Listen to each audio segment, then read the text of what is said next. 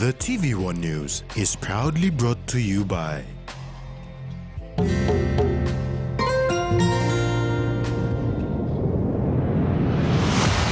BSP, our bank, our people.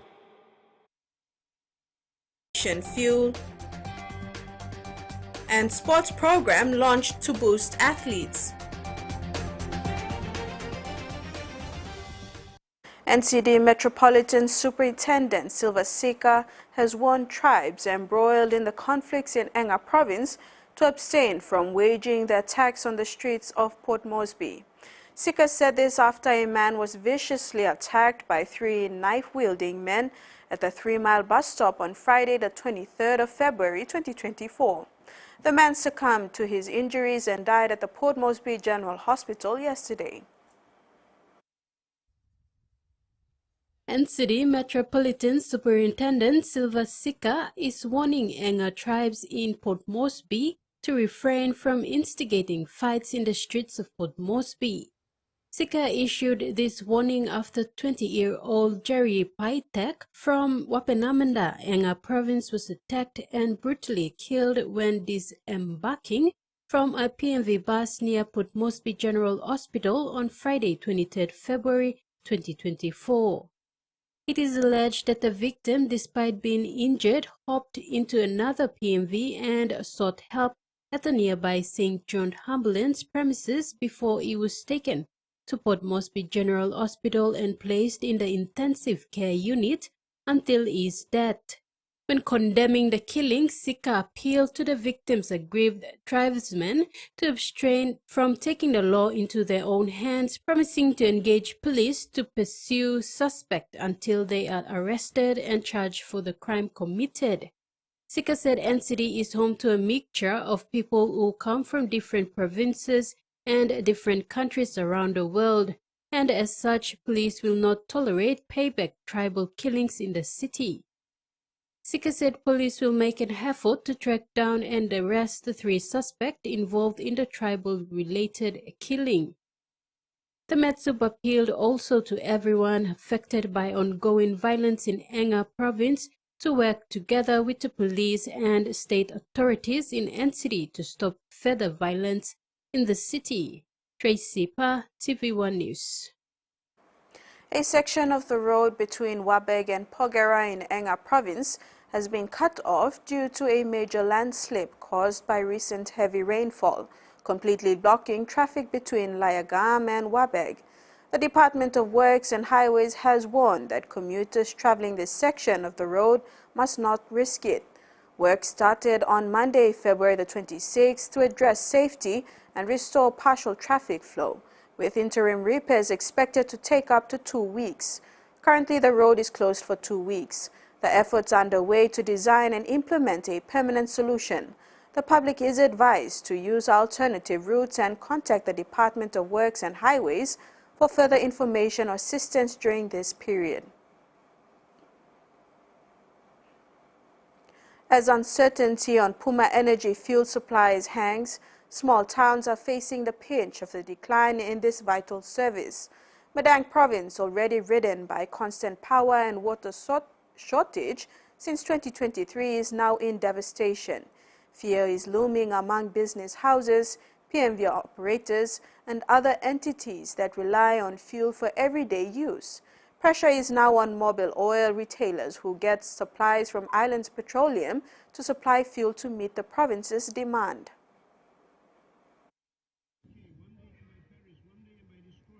Currently in Madang, only 4 retailers are supplying the fuel from Mobile Oil: Rooks Marine Repairs, Handymart, and Sagalau and 4 Mile service stations.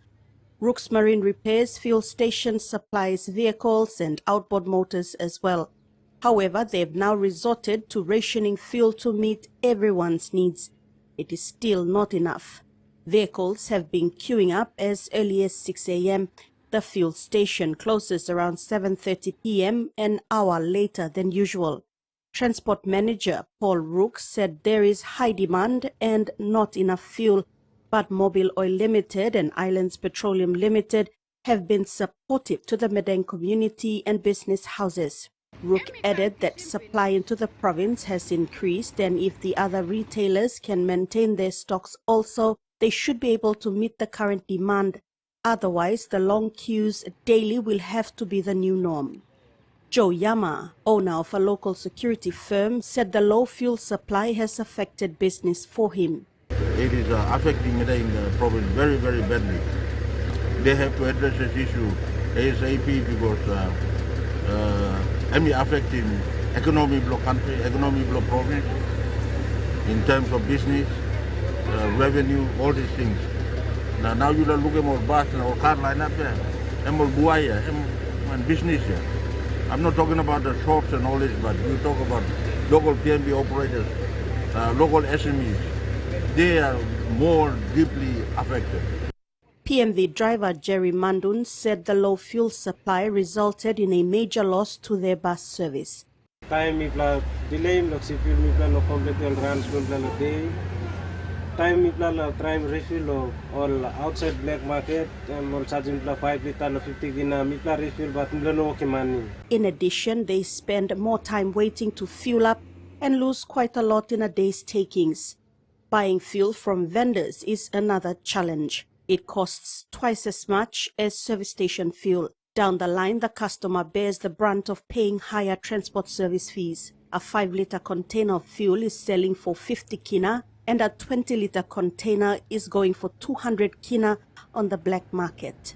Provincial Police Commander Acting Superintendent Robert Baim has urged business houses to be vigilant of opportunists taking advantage of the situation to exploit others.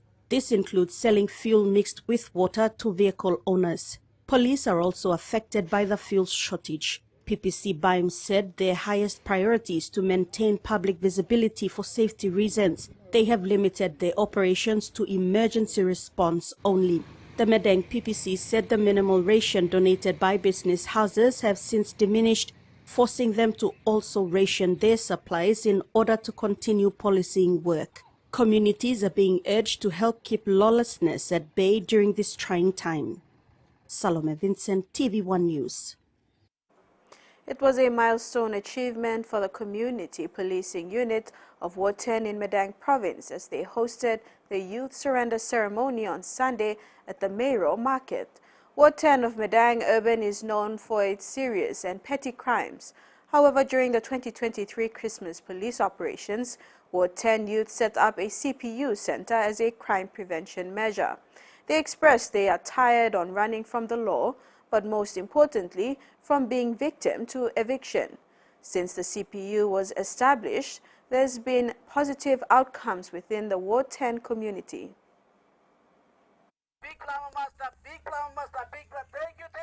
The Ward 10 Madang Urban LLG Law and Order Chairman Hemsen Linus Isiro was grateful to the youths for trying to be better citizens in the community.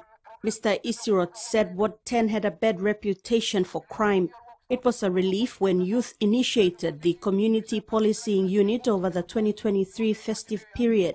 And for the first time, the entire Ward 10 community is enjoying the feeling of peace and security.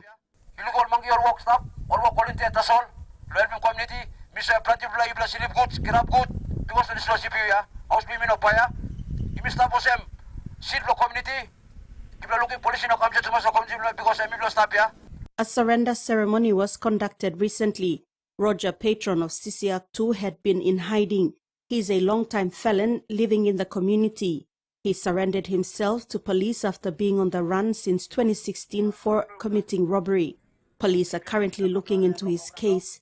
It was his way of showing support to the Ward 10 CPU. Police representative at the ceremony, Brian Kapi, acknowledged Roger for doing the right thing.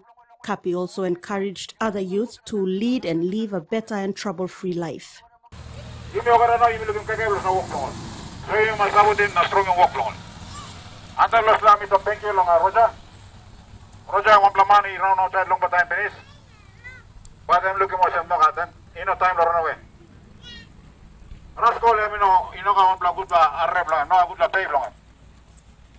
Only thing by the same 6 feet on the ground.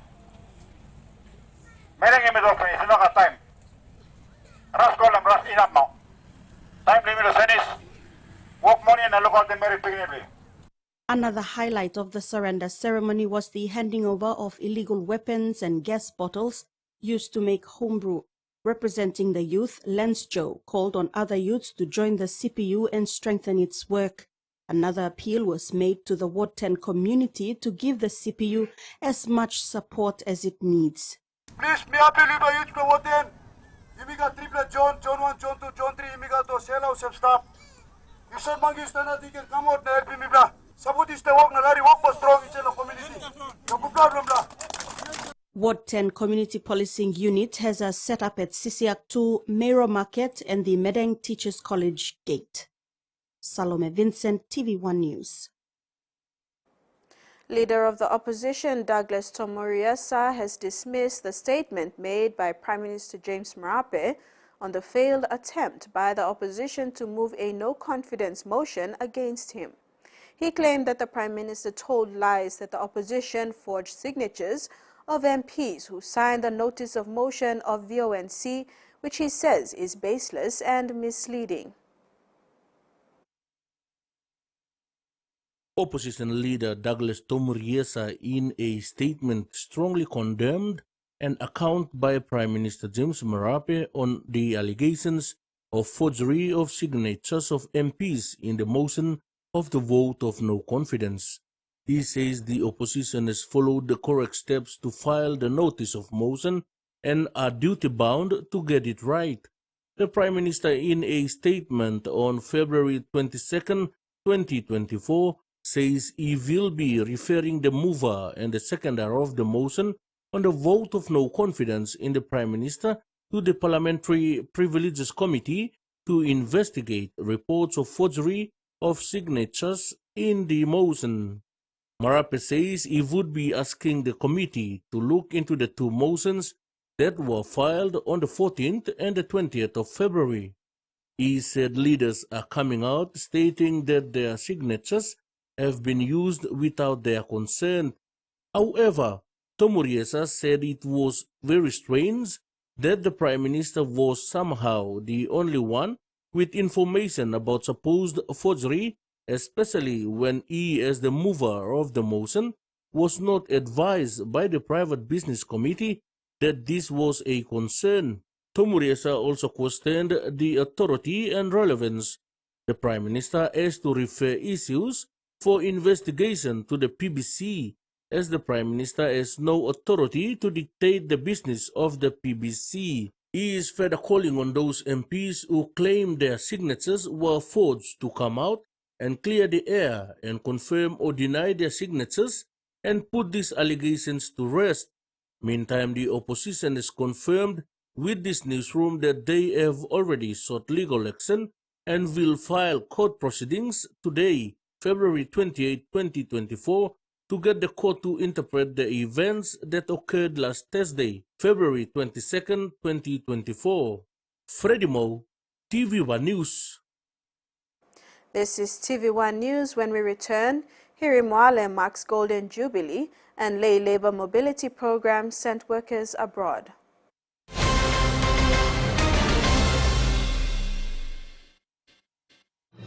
Experience a convenient and smarter way to do your banking with BSB Mobile Banking. You don't have to leave the office or your home to pay for bills. You can view your account balance, transfer funds, top up phone credits, or purchase Easy Pay units wherever you are.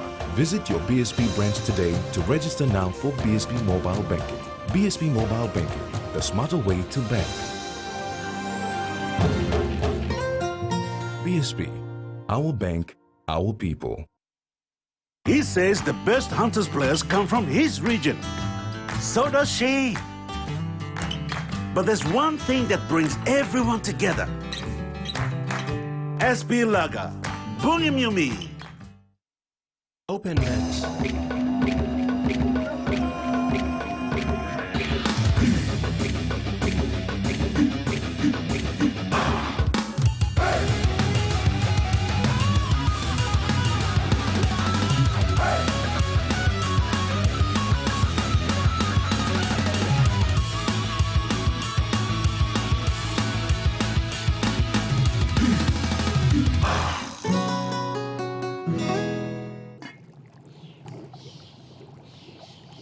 Mama.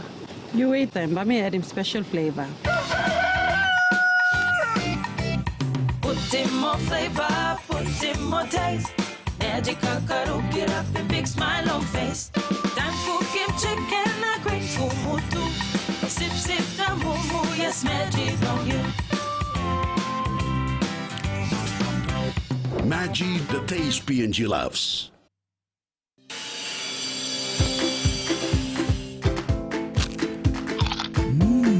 Right across the nation, we eat snacks crackers.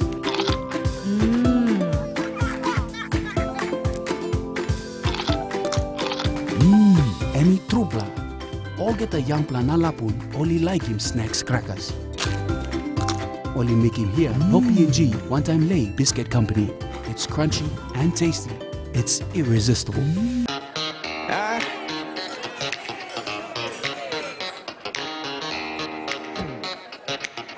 Superstition ain't the way.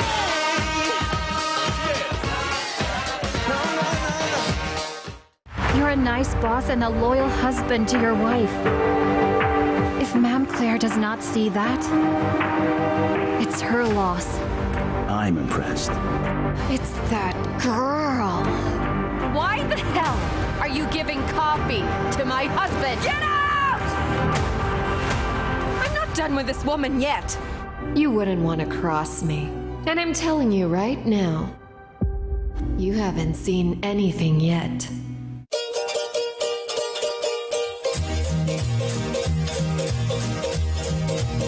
Hai, suruh kau plus dulu TV. Alright, Mika.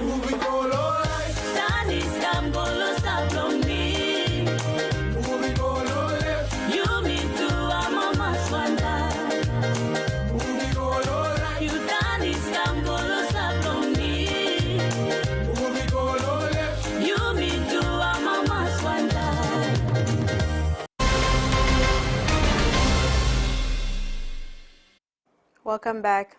Today marks a milestone for the Motu Koita people as they embark on the 50th anniversary of the Hiri Moale Festival, a cultural celebration rooted in preserving the rich heritage of the Motu and Koitabo communities. In 1971, the Papua Tourist Association, led by Lady Cleland, and influential figures such as Janetta Douglas, late Sir Ray Turek, and the late Oala Rarua, initiated the first ever Hiri Festival to revive the Hiri trade legacy. 2 years later, Dame Josephine Abijah proposed renaming it to Hiri Moale Festival, a name that has endured for half a century.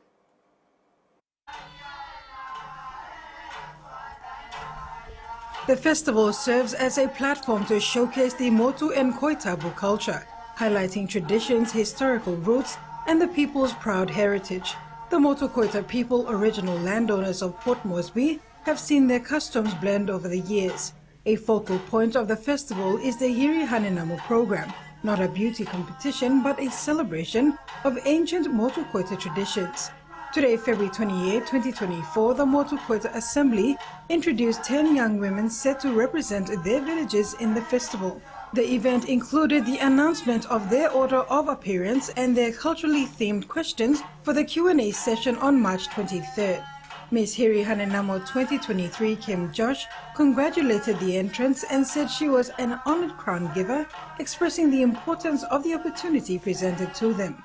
Firstly, I would like to take this time and congratulate the 10 Hanenamos who have been selected to run this show, Hiri Moale Festival 2024, which is a very big celebration this year. 50th Golden Anniversary Batavia. And I'm pleased and honored to be the crown giver this year. The race is all yours. The ball is in your court. Play your part and all the best. Molly O'Rourke, speaking at the event, emphasized the cultural significance of the questions, reflecting the festival's 50-year history. Today's event was to introduce our contestants for 2024 50 years of Hiri Moale Festival. Special occasion today was for the girls to pick their order of appearance, which they have, and they also picked their questions for the Q&A on the second judging night for Friday, the 23rd of March. So each girl's question is based on culture. The official program for the 2024 Hiri Moale Festival kicks off on March 19, featuring culture-based workshops, prejudging at Tutu Beach in Tarama, a sponsors night at APEC House, coinciding with the welcoming of the Lagatoi. The crowning of Miss Hiri Harenamo is scheduled for March 24th at the Sir Hubert Murray Stadium, concluding the festival on March 25th.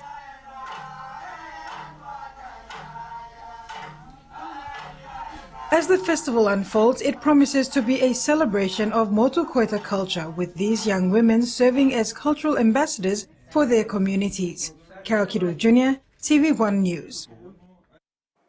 Australia's Global Health Ambassador, Dr. Lucas De Toca, recently visited Papua New Guinea to explore the country's health landscape and engage with local communities, health workers, and political leaders in Morobe and the National Capital District.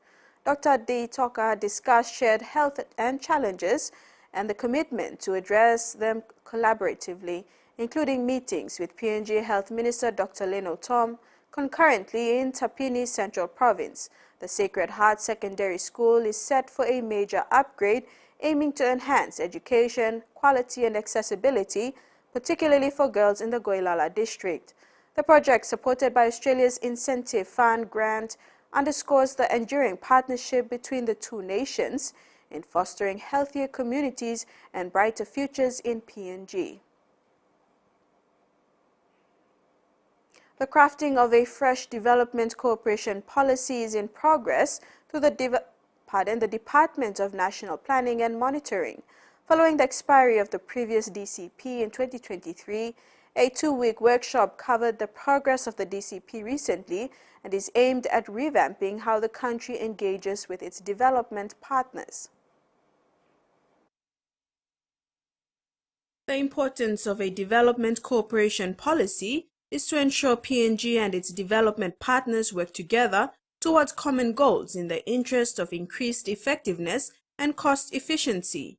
A new and improved development cooperation policy is currently in sight with DNPM's Development Cooperation Management Division.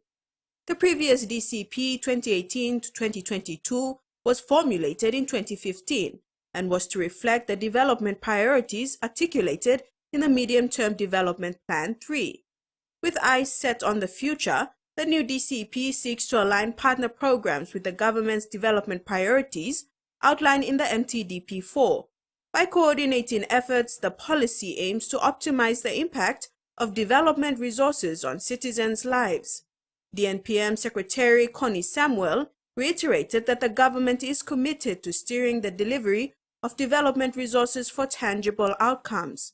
A draft policy reflecting the nation's needs will be ensured through collaboration among government officials, partners, and stakeholders. With anticipation building, the DNPM strives to craft a comprehensive DCP that paves the way for sustainable progress and inclusive growth. And now the finance news. The Kina closed 1 point lower at 0.2661 US dollars in the interbank market.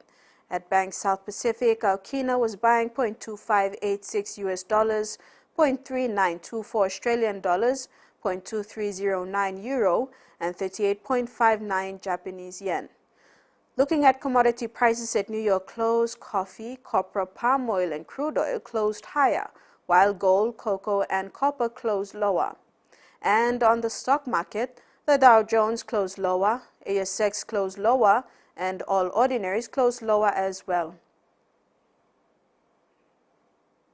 You're watching TV1 News. We'll have news from abroad after these short messages. Stay tuned.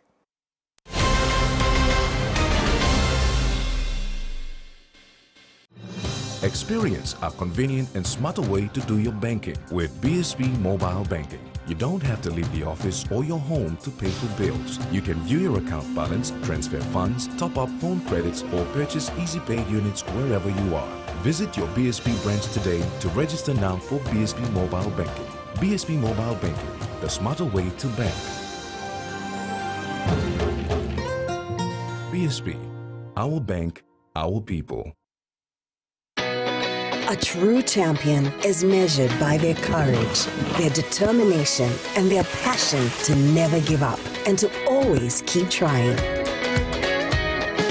With a delicious Milo and milk taste and added nutrients, Milo and milk is a great way to fuel our little champions with nourishing energy every day. Because true champions give it their all. Milo, PNG and Mia. Pine PNG made. All Mama Flame is story all same. Me sabe you sim flame flower long one yam. Me sabe me kim kai belong family belong me. You go more yet.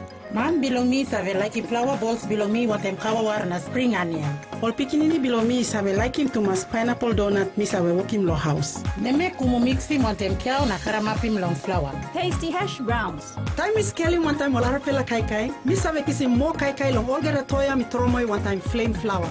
You in a pecking more one time flame flower. Get the skill year started want a chance lo William Skell school money blow all pikinini. Skell Rise has 200 chances to win 1,000 Kina Skell school money. Simply buy any Skell or Skell Ori Rice products. Write your full name and contact details on the back of your store receipt and drop your receipt into the entry box in store. Promotional terms and conditions apply.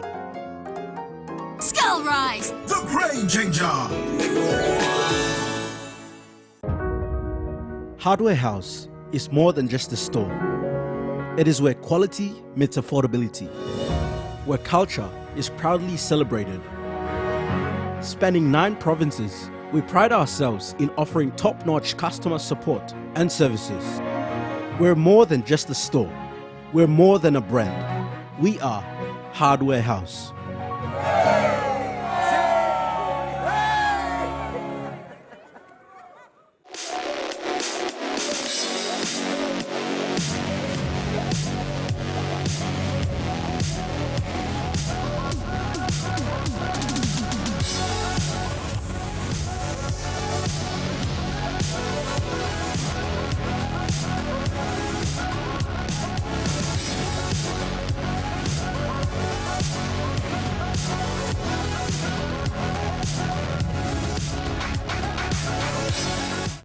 This season, the Bunce family are taking the ultimate risk. There's no investors, there's no third party. We're paying for it ourselves. We have to find some good trade.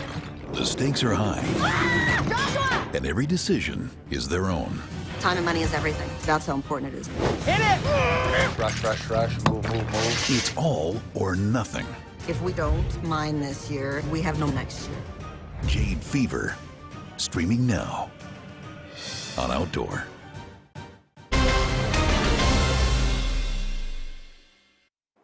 Thanks for staying with us.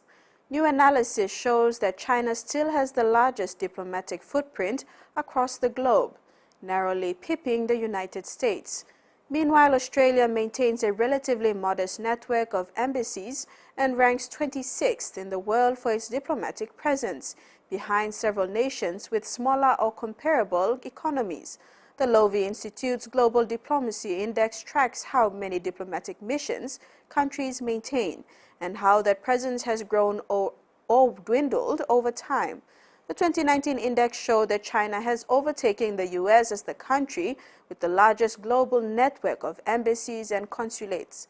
And Beijing retains that slender lead in 2024 with 274 missions compared to 271 for the U.S.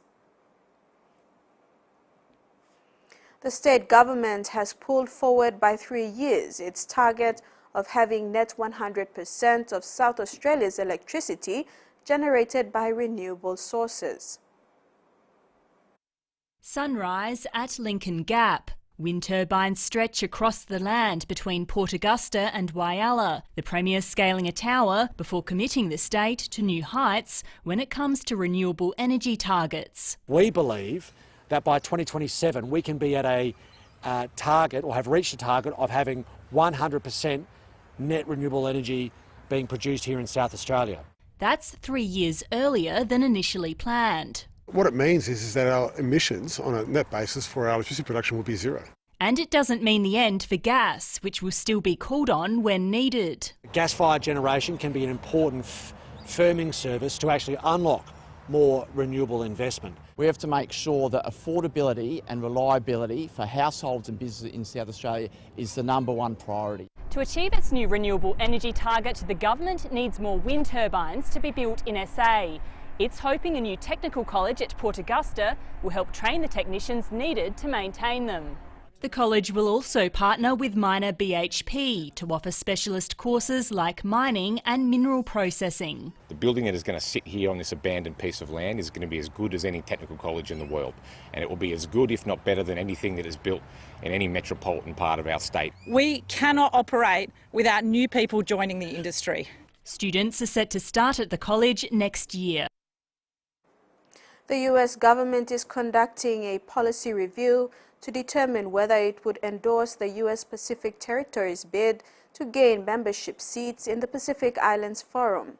The Office of the Department of State noted that under the US Constitution and long-standing practice, the federal government has full responsibility to conduct the foreign relations of all areas under US jurisdiction.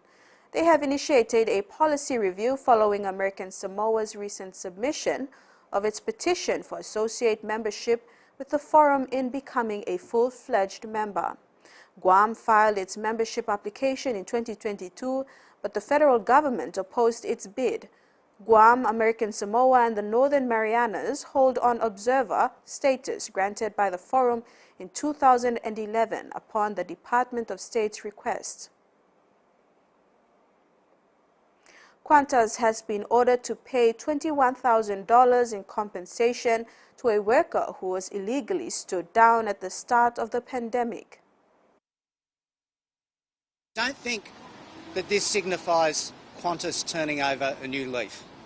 $21,000 is an important payment. It sends an important signal to every workplace representative in Australia that you can stand up for your rights and you will ultimately be protected. But of course, it's a drop in the ocean compared to the $3.72 billion. It's eye-watering. $3.72 billion profit that Qantas has announced over the last 18 months. Back home, the Lay Labour Mobility Program, initiated by local MP and Deputy Prime Minister John Rosso, has sent over 50 workers abroad within 2 months. This month, 16 more candidates will be sent off to take up jobs in the meatworks industry in Australia. 16 candidates of the Lay Labour Mobility Program, including their families, were celebrated and farewelled on Saturday, the 24th of February, in the Lay City Authority office. They are part of the Lay Labour Mobility Program, which falls under the Pacific Australia Labour Mobility Scheme, where workers are sent to Australia to develop their skills, earn income and support their families back home, while also filling in the labour gaps. The pilot project is run by Lay's Tockstrat Consulting Limited. Program Manager Julian Byrne said the 16 candidates will be working in different farms in Australia. We have in total 53 candidates that are working and living in Australia since December 2023, January, and now February. So it seems that every month we're sending a whole lot of people, on this program, which is very good. Other hubs like Hagen, Moresby, Goroka, they're going to Goroka next week to do an awareness up there. They will also be sending candidates down there. But hopefully they do a lot of selection out of Lay, because Lay seems to be the only place that is more organized, plus we have dedicated people working on this program. The candidates will not only be based in Brisbane, one of them will be working in Perth, while another young man from Minyama will be in Sydney. All of them have signed 4-year contracts to live and work in Australia. LCA Chief Executive Officer Robin Callistus encouraged the candidates to be good ambassadors of PNG and especially Lay District. In Australia, something I'm very lotason regulation. You broke him, you will be fined or you'll be sent back. Cannot send. One kind law is work inside law. A company that you're going to work in. There are laws, regulations, rules and stuff. So you must bear him these rules all the time and this plan. So it's going to be a challenge. It's a challenge to you. But for a month or 2 months, you will get used to it and you will bear him. Callister shared that it would take a month or two for the candidates to get used to how things are done abroad, admitting that it would not be an easy task. He encouraged them to persevere and never give up. Callister said 53 candidates are already in Australia and another 69 will be sent. The 16 candidates are part of the second lot of workers. The CEO said more will be sent, as New Zealand is also asking for workers, while the USA will also open its doors soon. Kamela Guare, TVWAN News, Lae. Dulcie Sagi, a single mother of two, joyfully received her ticket from the Lae City Authority to travel down to Brisbane, Australia the same day. She is one of the 16 candidates under the Lae Labour Mobility Program who were farewelled on Saturday, February the 24th. Many dream of having a better life. They need good jobs with better benefits to help take care of their families. Dulcie Sagi from Ward 14 in Kamkumu, Morobe Province is no different. She determinedly ticked all boxes to make sure she secured a spot in the Lae Labour Mobility Program, an initiative of Lae MP John Rosso and run by Tockstret Consulting Limited. She is the only female in a group of 16 candidates who were travelling to Australia. From the 16, 5 of them received their plane tickets from LCA Chief Executive Officer Robin Callistus and left for the airport to start their journey that same day.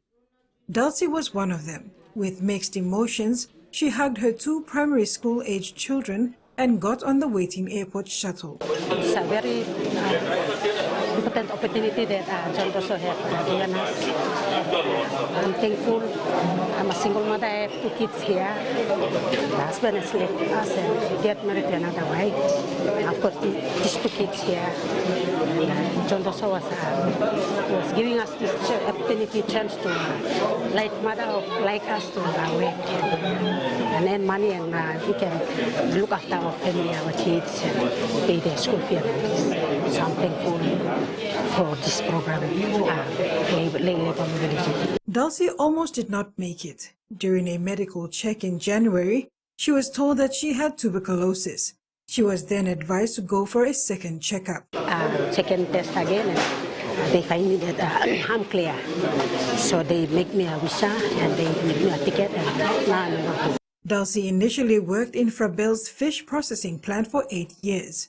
She then moved to the Lae Biscuit Company, working in the production area for 6 years. Her experience has secured her a job in the meatworks industry in Brisbane. It's not easy. I was working very hard to look after them, pay their school fee and put them in the school and all this. And got all the ways, 100 ways to help him on the living life. So we thank from straight heart for me. Ini mana yang wari, ini mereka kalau ante wari lomi ba, ni tahu untuk plastik. Kami guna kami kambe, pasal itu inspektor belakang, bani kambe kami ba holiday bani kambe. Tockstret Consulting Program Manager Julian Byrne applauded the candidates for their perseverance and dedication and outlined that they aim to send 200 per year. The age range for candidates is between 25 and 40. Those interested in taking part in the mobility program can visit the Lae City Authority office at Morobe House at Toptown, formerly known as Vele Romana. Carol Kidu Jr., TV1 News. And that ends the news segment. Over to you, Maricela. Thank you, Jasmine. After the break, we have senior kickboxers return, Puara mentors, new hunters, and Pini named chef de mission.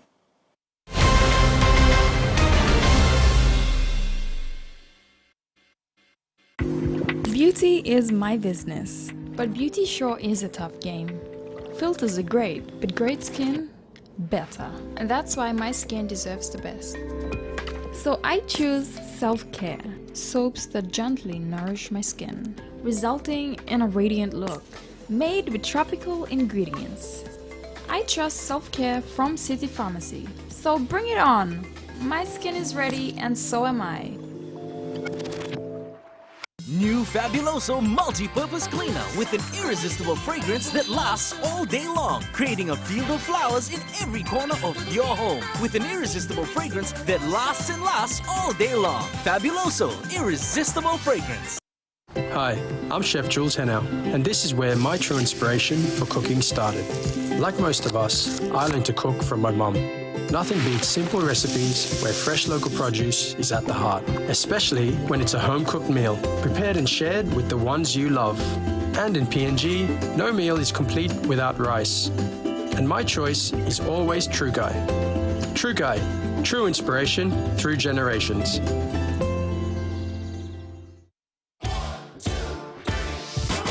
Great news! The Digicel TV app now has radio. That's right, your favorite radio stations are on the Digicel TV app, providing you with even more entertainment, plus free streaming of all your favorite radio stations. And you don't need headphones to listen. The Digicel TV app gives you the ultimate entertainment experience on the go, with more drama, more sports, more exciting movies, and now more radio to stream your favorite programs from wherever you are in PNG for free. So what are you waiting for? Download the Digicel TV app today for the ultimate entertainment experience.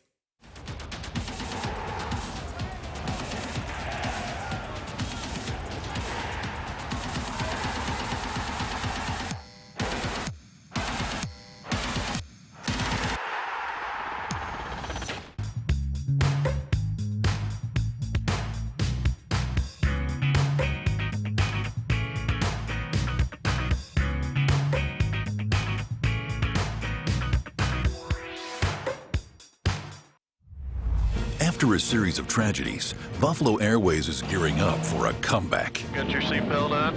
Get ready for aviation drama. My head's gonna explode now. You proved to me that your accusations are right. Icy challenges.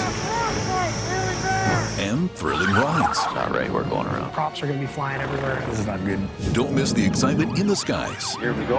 Everybody's ready? Ice Pilots NWT. Streaming now on Outdoor.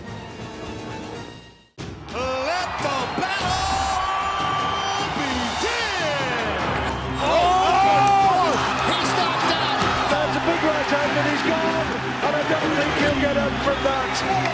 This fight could be over. Oh, Mayweather makes him pay. And he's not going to make it. 9 and 10. It is over. Knockouts, only on Fight Sports.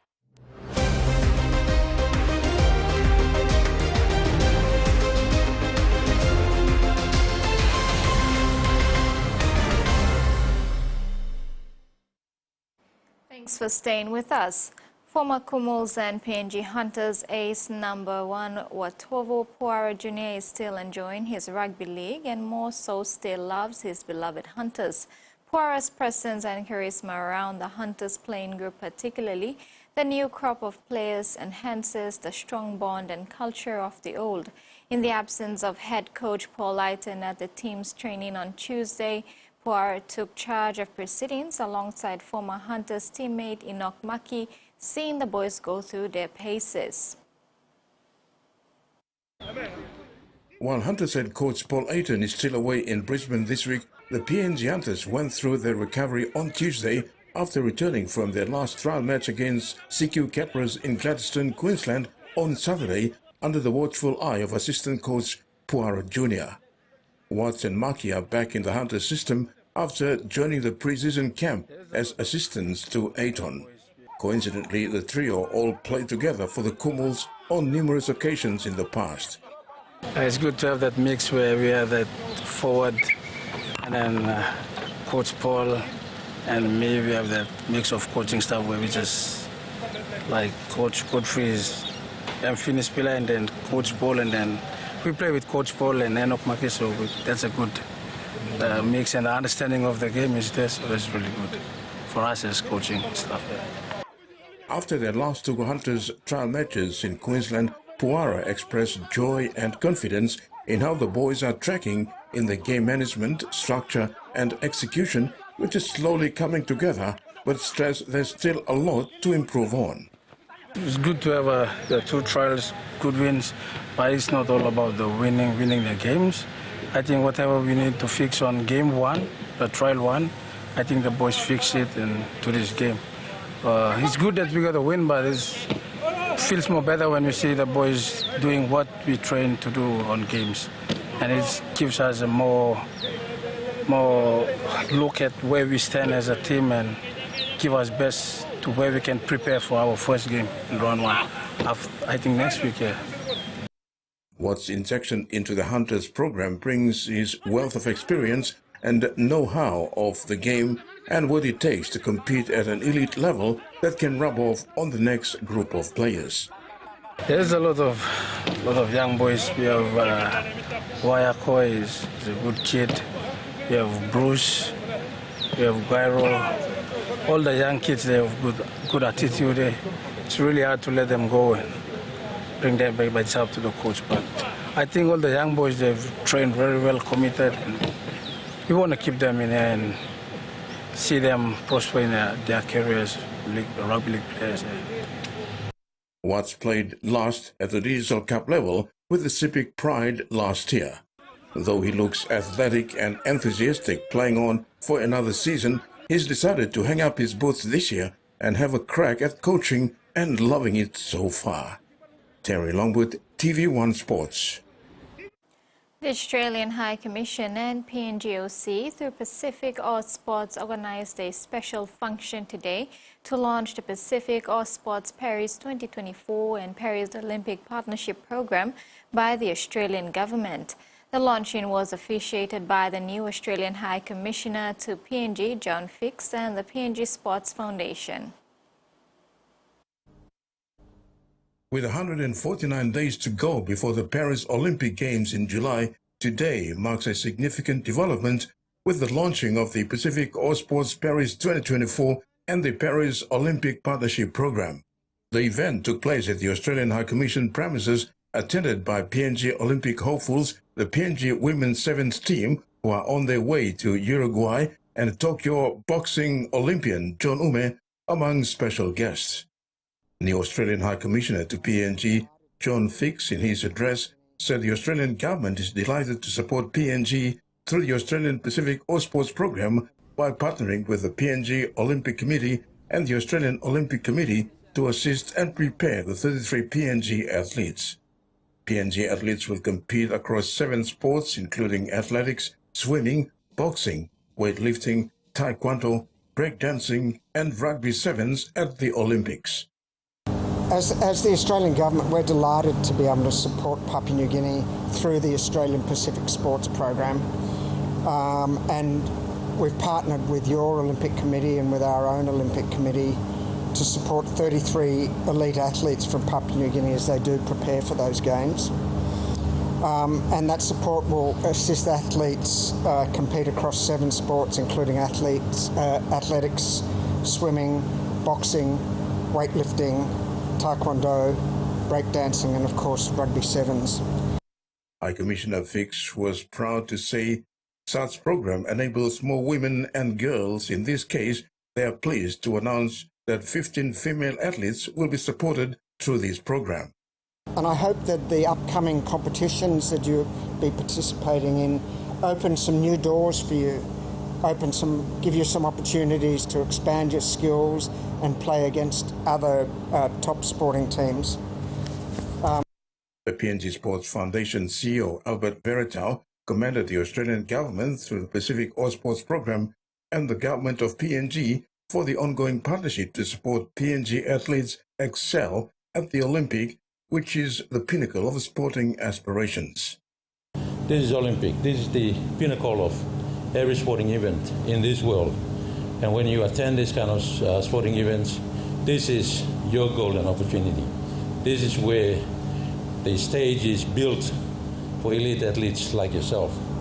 So prove yourself for yourself, firstly, for your family, secondly, for the people that support you, the Australian ICOM, Sports Foundation, PNG Olympic Committee, and the management and technical officials behind you, and of course the country at large, that look to you to to realize some pride.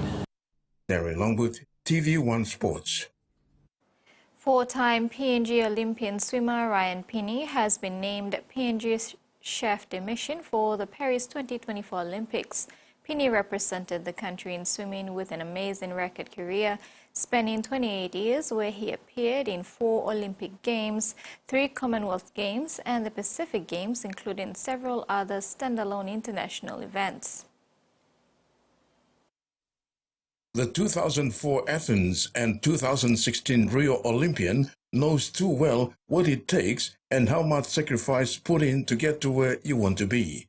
Speaking at the Pacific All Sports Paris 24 and Paris Olympic Partnership launch today, PNG Chef de Mission for the Paris Olympics, Ryan Pinney, said he's delighted to be selected and honored to be leading the PNG team to Paris in July. Pinney said he's learned a great deal from different mentors to the Commonwealth Games and the Pacific Games. This time Pinney is representing PNG with a different hat.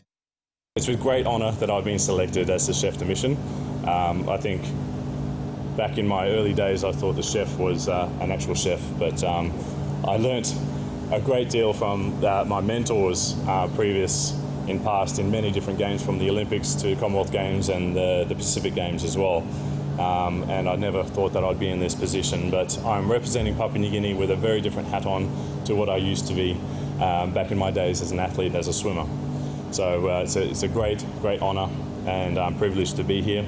In his role as chef de mission, Pinney was pleased to provide a snapshot of what Paris would look like come July, with 10,500 top athletes representing 200 countries in attendance.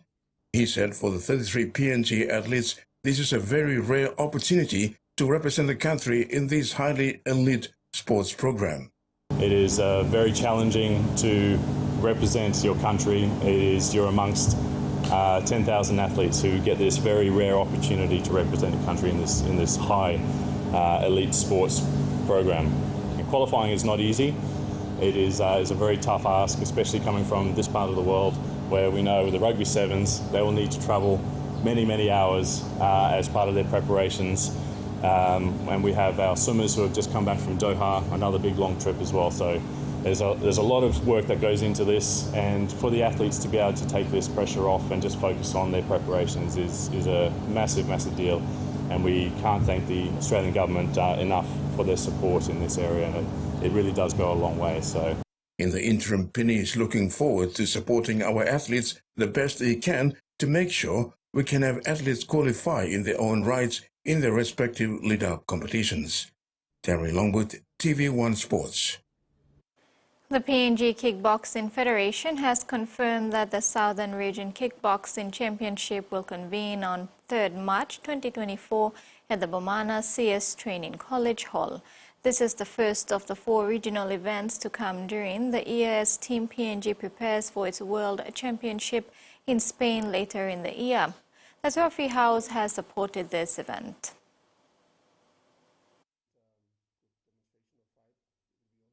The Southern Regional Championship is first of the 4 regional championships that is scheduled by PNG Kickboxing Federations to select fighters.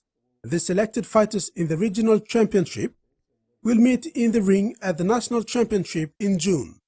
The best of the fighters will be picked from there to represent the country at the World Cup in Spain. We have 4 regional championships coming up. Each of the regions will be selecting their own best fighters for the national championship selection.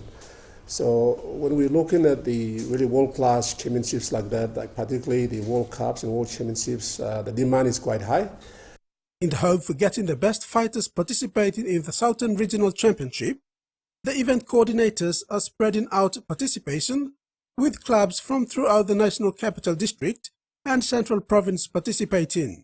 We are looking at the Southern region. Mosby alone have, within this 3 electorate, we have 12 to 15 clubs, kickboxing club, all the way up from Sogeri, 9 Mile McGregor, ATS, Godens, Koki, Tokorara, Geru. We have there's a storm in Sejong Gai Stadium. We have many clubs coming in with so many students, but we have to select the best ones, the ones who've been training hard and participate very well. So we're looking forward for, like I said, 80 fighters and going to be 40 bouts. Trophy House has supported the Southern Regional Kickboxing Championship with 1,700 kina cash along with trophies and merchandise in a show of appreciation towards PNG Kickboxing Federation for patrocin from them over the years. President of PNG Kickboxing Federation Stanley Nandex thanked the Trophy House for their support towards the event. Nandex expressed gratitude towards the company and looks forward to working in partnership with them in the coming years. We are very appreciative in terms of Trophy House being jumped on board quickly to understand this importance. It's about raising the best of the best PNG to take part in a world event like this. Samson, on behalf of the organizing committee, urges boxing enthusiasts to come along and witness some exciting bouts at the Bomana Correctional Service over the weekend. Two renowned PNG professional kickboxers Alex the Holy Warrior Waragop and Maurice the Iceman Terry will return to the kickboxing square after spending over 8 years off the ring. Their bout will be the main event at the Southern Regional Kickboxing Championship over the weekend at the Bomana CS College, Port Moresby. With this comeback, the experienced boxers want the junior fighters to learn from them as they take the bout in the Southern Regional Championship in preparation for the National Championship and eventually the World Cup in Spain in June 2024. Maurice the Iceman, Terry said he is happy to be in the ring. He wants the junior fighters to learn from his fight against Alex, the Holy Warrior Waragop, because that is the standard of fight expected at the international level. Even though it's a short period for me coming back to the ring after almost 10 years of being out. So for me, it's a comeback match. And not just for the main event, but just like what our chief has said. We're just only there, me and Alex will be fighting in order to display that level of competition, that level of skill, just to influence or encourage upcoming young fighters. So, this is the level of fight you should fight. You should be looking forward to that and increasing your understanding in the sport because it's a selection process up to the national. Meanwhile, the Holy Warrior expressed gratitude to be back. He looks forward to the fight and give the young fighters the feel of real kickboxing. Stop out for the last 8 years now outside the ring, so we just thought thank you, Lord, Stanley Nandex.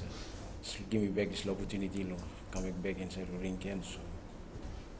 PNG Kickboxing Federation President Stanley Nandex said the experience of the two professional fighters in the event is something special for the aspiring boxers as they bout to secure their place for the national championship. Having Alex and Maurice, they've been international fighters as well as national champions, so it's good to bring them back on board because most of our young fighters we are developing through the process, and then they want to see some of those senior ones coming into this place, so it will motivate them, and so that they can see the level of skills as well as boosting them in terms of selecting them for the national towards the international. So it'll be a good show for them, and it'll be a good benefit for junior ones to see those senior ones taking part in the main event. Rex Lita, TV1 Sports. And that ends the sports segment. Back to you, Jasmine. Thank you, Maricela. And now the weather forecast for the next 24 hours.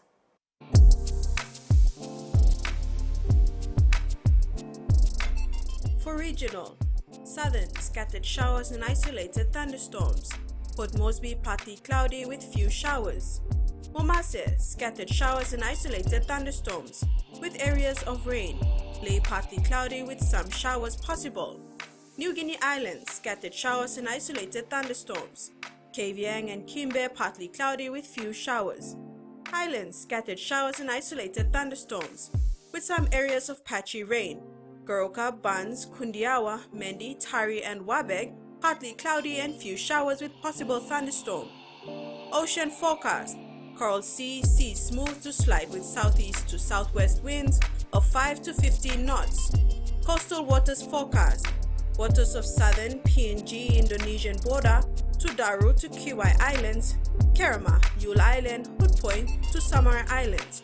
Sea 0.5 to 1.3 meters.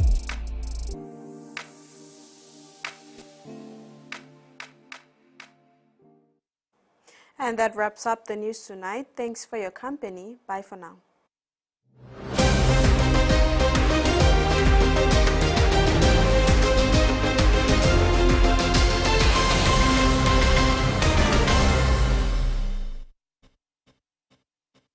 The TVWAN News was proudly brought to you by